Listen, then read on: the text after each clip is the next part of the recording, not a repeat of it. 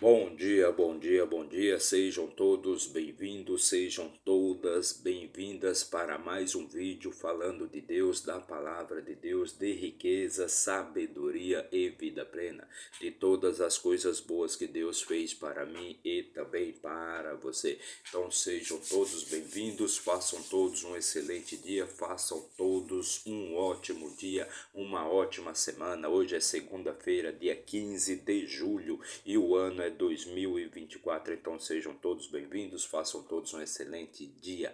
Lembre-se sempre, é você que faz o seu dia ser bom ou ser ruim. Então, se seus dias estão sendo ruins, se você não está tendo bons resultados, então procure esvaziar a sua mente, limpar a sua mente, tirar todas as impurezas, tirar toda a sujeira e colocar na sua mente somente a luz divina, somente a luz de Deus, ou seja, todas as coisas boas e maravilhosas que Deus fez para mim e também para você. Então coloque na sua mente palavras de alegria, de sabedoria, de riqueza, de prosperidade, de saúde, de felicidade, de abundância, ou seja, coloque somente coisas positivas e coisas boas. Agindo assim diariamente, com certeza você terá bons resultados e seus dias passarão a ser dias bons. Então faça isso diariamente e constantemente.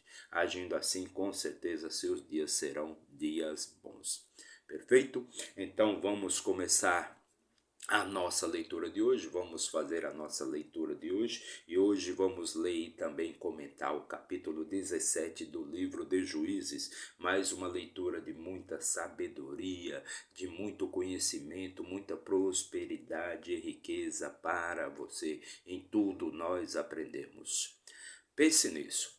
Você já deve ter ouvido a frase que diz assim: a pressa é inimiga da perfeição. A pressa é inimiga da perfeição. Mas quem é a perfeição? Quem é perfeito? Só existe um ser que é perfeito. E ele se chama Deus, e este ser é Deus. Então, se a pressa é inimiga da perfeição, então a pressa é inimiga de Deus. Portanto, aquela pessoa que vive apressada, que vive com pressa, ela não está servindo a Deus, ela está servindo ao inimigo de Deus, que é Satanás. Então, uma pessoa apressada, uma pessoa com pressa, é uma pessoa perturbada. E Deus não habita em mentes perturbadas. Uma pessoa que tem pressa, uma pessoa apressada, ela sempre é inimiga de Deus, sempre está indo contra as leis, os mandamentos, os princípios de Deus. Ela está afastada de Deus porque ela está perturbada e Deus não habita em mente perturbadas. Então a pressa é inimiga de Deus. Pense nisso. Com estas palavras, então, vamos começar a nossa leitura de hoje. Vamos fazer a nossa leitura de hoje. Vamos ler e também comentar o capítulo 17 do livro de Juízes. Só lembrando a todos, né, que este livro, o livro de Juízes, é o sétimo livro da nossa Bíblia Sagrada.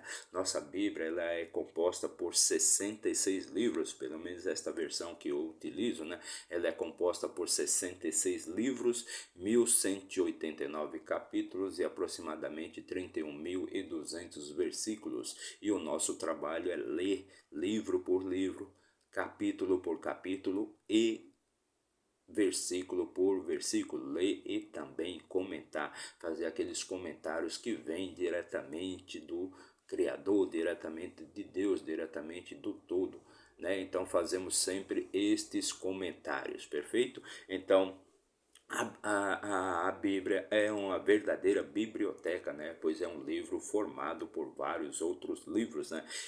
E este livro chamado Juízes trata ali de um período ali do povo de Israel onde eles ficaram sem liderança, né? Porque Moisés já havia falecido, Moisés ele preparou, ele treinou Josué para ser o seu sucessor, mas Josué ele não treinou ninguém. Então o povo de Israel ficou ali novamente largado à sua própria sorte e cada um fazia o que bem queria aos seus próprios olhos, o que era bom aos seus próprios olhos. Então Deus levantou ali 12 juízes nesse período, um período de aproximadamente 410 anos, Deus levantou 12 juízes para que estes juízes pudessem julgar e liderar e governar ali o povo de Israel. Pois aquele povo que era sempre desobediente, sempre foi um povo desobediente, que não seguia as leis de Deus, que reclamavam de tudo, né? Então eles sempre viviam ali reclamando das coisas, então eles sempre precisavam ali de uma liderança, pois eles se afastavam de Deus, das leis de Deus, dos mandamentos de Deus, e facilmente eram empobrecidos, eram enfraquecidos e facilmente eram derrotados e escravizados por outros povos. Então eles viviam sempre naquele cíclico, né, de pico e vale, né? Então, quando eles estavam por baixo, quando eles estavam na pobreza, estavam escravizados, então eles se lembravam de Deus, clamavam, pediam a Deus para que Deus ajudasse, para que Deus tivesse misericórdia e ajudasse eles. Então Deus, como é um ser misericordioso, sempre ajudava, tirava ali o povo de Israel da pobreza, da miséria, da escravidão e levantava novamente, dando liberdade, dando prosperidade para aquele povo. E quando aquele povo estava lá em cima, novamente se esqueciam de Deus, começavam a fazer o que bem entendia, se afastavam das leis de Deus e eram empobrecidos, enfraquecidos e escravizados novamente. Então esses cíclicos, né, de picos e vales, subir e descer, durou por volta de 410 anos ali com o povo de Israel. Então é disso que trata o livro de Juízes, perfeito? Chegamos no capítulo 17 e eu recomendo aí para você que, se você quiser obter mais sabedoria, mais conhecimento, mais riqueza para a sua vida, mais entendimento de como você deve proceder no seu dia a dia, né, na sua vida, para que você tenha bons resultados, então eu recomendo que você faça a leitura aí da nossa playlist chamada Juízes. Já fizemos vídeos do capítulo 1 até o capítulo 16 e hoje vamos para o 17. E para isso, vamos pegar aqui a nossa Bíblia Sagrada, nosso manual de instruções para a vida, o nosso livro da vida, e vamos abri-lo aqui no sétimo livro da Bíblia, chamado o livro de Juízes. O livro de Juízes, Deus levantou 12 juízes então para liderar ali o povo de Israel. Perfeito, para libertar o povo de Israel da escravidão, pois o povo de Israel não foi escravizado apenas pelos egípcios, né? Como normalmente se costuma dizer, o povo de Israel foi escravizado por diversos povos, né? Os filisteus, os amorreus, né? Os babilônicos, né? Então diversos povos escravizaram ali o povo de Israel. Parece até uma sina ali daquele povo, que é um povo que sempre vive sendo escravizado.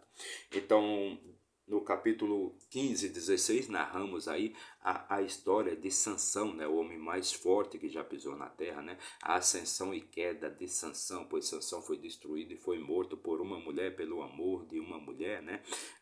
Sansão era muito apaixonado por Dalila e acabou revelando para Dalila os segredos dos seus poderes. Já Dalila, o único interesse que Dalila tinha com Sansão era de ganhar dinheiro, né, pois se ela descobrisse, né, o segredo, né, do poder, da força de Sansão, ela iria receber 1.100 pratas, 1.100 peças de pratas de cada um dos filisteus. E assim foi feito. Então, depois da morte de Sansão, né, depois que Sansão morreu e foi sepultado, né, no túmulo de Manoá, né, em Zorã, né, no túmulo de Manoá em Zorã, então veio o seu próximo, né, veio então o próximo juiz que Deus vai levantar, e no capítulo 17 nós vamos ler a respeito. Então, depois da morte de Sansão, no capítulo 17 do livro de Juízes, no versículo 1, diz assim: E havia um homem do monte Efraim, cujo nome era Mica. Então havia um homem do monte de Efraim, cujo nome era Mica. E ele disse à sua mãe, e Mica, né, disse à sua mãe: os 1.100 ciclos de prata que foram tirados de ti, sobre os quais tu também amaldiçoaste e falaste nos meus ouvidos, eis que a prata está comigo. Então os 1.100 ciclos de prata que foram tirados de ti e que tu amaldiçoaste, né, aquele, né, e falava isso nos meus ouvidos, né, estão aqui. os quais tu amaldiçoaste e falaste nos meus ouvidos, eis que a prata está comigo. Eu a tomei. E a sua mãe disse, abençoado seja tu da parte do Senhor, meu filho. Então Mica, né, que era um homem que existia ali no Monte Efraim, né, ele disse à sua mãe, os 1.100 ciclos de prata, né, que foram tirados de ti, sobre os quais tu também amaldiçoaste e falaste nos meus ouvidos, eis que a prata está comigo, e eu a tomei. E a sua mãe disse, abençoado seja tu da parte do Senhor. Então Mica ele havia retirado ali da sua mãe 1.100 ciclos de prata. Versículo 3: E quando ele tinha restituído os 1.100 ciclos de prata à sua mãe disse, dediquei totalmente a prata da minha mão ao Senhor para o meu filho, para a confecção de uma imagem esculpida e de uma imagem fundida. Agora, portanto, eu a restituirei a ti. Então, Mica, né, ele havia retirado, ele havia furtado, no caso, os 1.100 ciclos de prata da sua mãe, e sua mãe o amaldiçoou por causa disso, né? E quando ele restitui os 1.100 ciclos de prata, então ela o abençoa novamente. Versículo 4: Porém, ele restaurou o dinheiro à sua mãe, e a sua mãe tomou 200 ciclos de prata e os deu ao fundidor, que deles fez uma imagem esculpida e uma imagem fundida, e elas estavam na casa de Mica. Então essas imagens esculpidas e fundidas estavam na casa de Mica. E o homem Mica tinha uma casa de deuses, e fez um efode e terafins, e consagrou um dos seus filhos, que se tornou o seu sacerdote. Então Mica, ele tinha ali uma casa de deuses, né? Ele tinha uma casa de Deus e fez um efode e terafins e consagrou um dos seus filhos, que se tornou o seu sacerdote. Então, um dos seus filhos se tornou o seu sacerdote. Então, Mica, né, que havia furtado ali, ele havia retirado ali da sua mãe os 1.100 ciclos de prata, né? Então, ele restituiu o dinheiro ali para sua mãe. E sua mãe de logo foi lá e pagou, né, ao fundidor, né, 200 ciclos de prata, né, para que ele pudesse fazer uma imagem fundida, para que deles fez imagem esculpida e uma imagem fundida, e elas estavam na casa de Mica. Então Mica tinha uma casa de deuses, né? Mica tinha uma casa de Deus, e ele consagrou ali seu filho, ele consagrou seu filho como sendo o seu sacerdote. Naqueles dias, né? Naqueles dias, versículo 6, naqueles dias não havia rei em Israel, pois Israel não tinha reis naqueles dias Israel não tinha reis. O rei veio bem depois, né, com Saul, que foi o primeiro rei de Israel, foi o primeiro rei de Israel. Então, nesses dias aqui, nos dias do livro de Juízes, né, então Israel não tinha rei, né? Então cada um fazia o que era bom aos seus próprios olhos. Então cada um fazia o que bem entendia, o que bem queria. Então é até interessante a história de Israel e a história de Moisés, porque Moisés foi o primeiro homem, né? O primeiro homem que trouxe um certo conjunto de leis, um princípio de leis ali para reger a vida das pessoas, para que as pessoas tivessem um pouquinho mais de harmonia, tivessem mais um pouquinho de paz, pois naquela época era o tempo da barbárie, cada um fazia o que bem queria, e era muita violência, muita matança, muita desordem, né? Porque cada um fazia o que bem entendia. Então, quando você pega uma massa de pessoas, né, que cada um faz o que bem entende, então é violência, é desordem, é bagunça, né? É anarquia total, né? É anarquia total. Então aquele homem fazia ali, ele fazia os deuses, né? Ele tinha uma casa de Deus. Versículo 6, naqueles dias não havia rei em Israel, por isso cada homem fazia aquilo que era certo aos seus próprios olhos. Não, cada homem fazia o que era certo aos seus próprios olhos, pois não tinha rei, não tinha líder, não tinha liderança nenhuma ali. Depois da morte de Sansão, não existia, não existia nenhuma liderança ali junto ao povo de Israel. Versículo 7, havia um moço de Belém, Havia um moço de Belém, de Judá, da família de Judá, que era levita, e ele estava ali de passagem. Então existia ali um moço de Belém, né, que era levita, e estava ali de passagem. Só lembrando, só recordando, que das 12 tribos de Israel, a tribo dos levitas foi aquela tribo escolhida por Deus para levar a palavra de Deus, levar as leis de Deus, os mandamentos de Deus para o povo de Israel.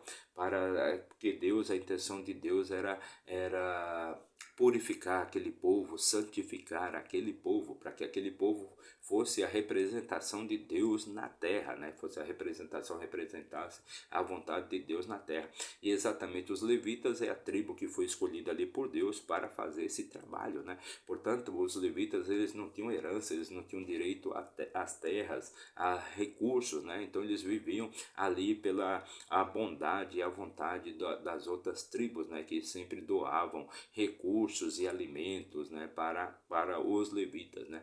Então, quando uma pessoa tinha um levita dentro da sua casa, era uma honra, né? E era obrigação dele também manter e cuidar daquele levita como se fosse um filho, como se fosse, né, um sacerdote dentro da sua casa. E exatamente o que vai acontecer aqui com Mica e este homem que é um levita, perfeito?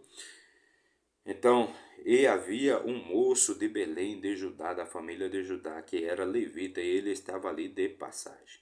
Versículo 8: E o homem partiu da cidade de Belém de Judá para ficar por um tempo onde conseguisse encontrar lugar. E ele veio até o monte Efraim, a casa de Mica, enquanto viajava.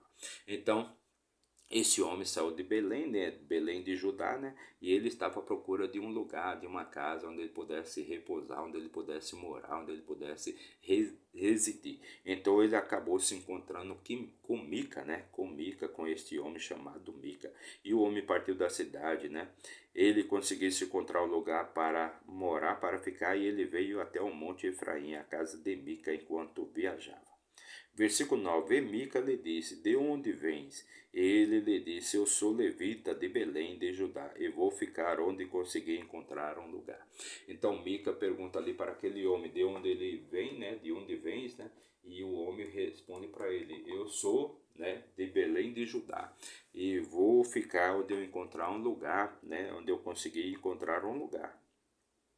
Versículo 10: E Mica lhe disse: Habita comigo, e sê para mim pai e sacerdote, e eu te darei 10 ciclos de prata por ano, e a indumentária e as tuas provisões. Assim o levita entrou. Então, quando aquele homem se identificou, dizendo que era um levita, né, e que estava à procura de um lugar para residir, para morar, então Mica disse para ele, né: Habita comigo, e eu te darei 10 ciclos de prata por ano, e te darei também provisões, né, comida, água e indumentária, que indumentária nada mais é do que nossa roupa de hoje, né? Então aquele homem entrou para residir, para morar ali na casa de Mica. E o levita ficou contente em habitar com o homem, e o moço foi para ele como um dos seus filhos. Então o levita ficou contente, né, em habitar ali com aquele homem, ou seja, no caso com Mica, né? E ele, né, tratou aquele moço como se fosse o seu filho, como se fosse o seu filho. Versículo 12: E Mica consagrou o levita, e o moço se tornou um sacerdote e ficou na casa de Mica. Então Mica, né, consagrou ali aquele levita, né, e aquele moço ficou ali na casa de Mica, né, como se fosse o seu sacerdote. Mica consagrou o levita, e o moço se tornou um sacerdote e ficou na casa de Mica, como se fosse um sacerdote, né? Como se fosse um sacerdote. Versículo 13, já o último versículo aqui da nossa leitura de hoje. Este capítulo de hoje é um capítulo curto, apenas 13